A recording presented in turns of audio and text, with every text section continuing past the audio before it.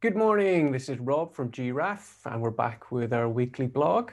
This week I'm going back to a technical subject and on dairy farming, and I'm going to be talking about the risky groups of animals in your herd and what to look out for. So let's get going with the PowerPoint.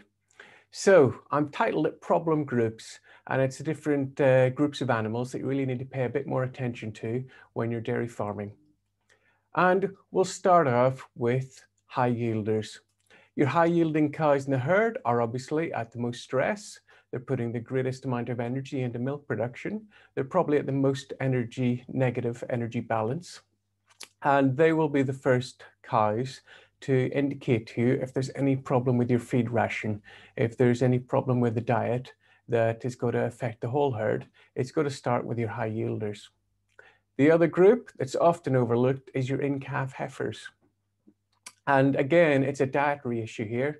Often in-calf heifers are forgotten or ignored, and you can end up with mineral imbalances, mineral problems, deficiencies, and that will result in issues with retained placentas, metritis, or more prone to mastitis when they calve down. So your in-calf heifers shouldn't be ignored. They're the future of your herd. The next group, your cows that are in heat, your cows that are bulling in estrus. They're probably going to have much reduced energy intake because they're so busy showing signs of being in heat. They're potentially at risk of injury. This is especially so if your cows are housed at the time, because you've got all sorts of potential hazards in the building, and also they could be operating on a slippery concrete floor. So there's real potential for a cow to do the splits, which has severe effects on the future productivity of that cow.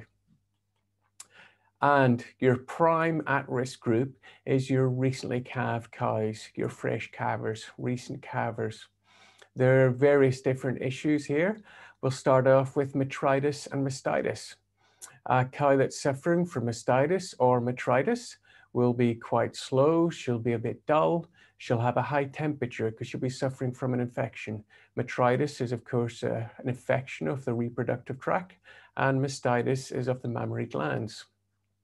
There'll be swelling of perhaps if she's got mastitis, the mammary glands, the udder. And if she's got metritis, there'll be a discharge from the reproductive tract. Often these are caused by basic nutritional problems in the dry cow period, perhaps mineral deficiencies, or some other dietary problem can have much increased levels of metritis because you end up with retained placentas, or mastitis because of weakened immune system. Milk fever, again, fresh calf cow. It's all to do with deficiency in calcium and the inability of the cow to ramp up its calcium production and requirement. Again, it's a dietary issue generally of the dry cow period, but your cow will be slow and dull. She'll have a reduced appetite. She won't be eating so much. She'll have cold ears as the blood supply is taken away from the extremities. She'll be unable to rise, stand up, she'll be weak, she'll be lying down. And even though it's called milk fever, she won't have a fever. As I said earlier, she'll have cold ears as the blood is taken away from the extremities and back to the core. Reduced energy intake, your fresh calf cow, she's gone through a traumatic period. She needs to massively increase her intake and fill her rumen, which has been squashed with a big calf in there. So she'll be a bit slow. Her rumen intakes will be low or empty. Her rumen will be a bit empty.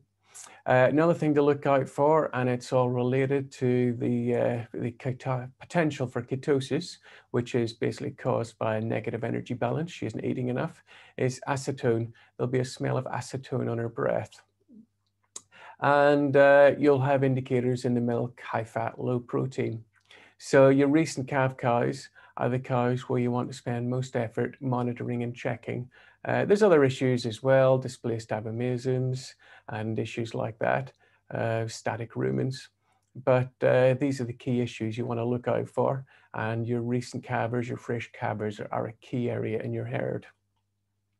Next week, I'm going to be talking again about dairy farming, but risky areas on your dairy farm, around the buildings, out in the fields at grass when they're grazing. I'm going to be talking about those risky areas you need to monitor and pay some attention to.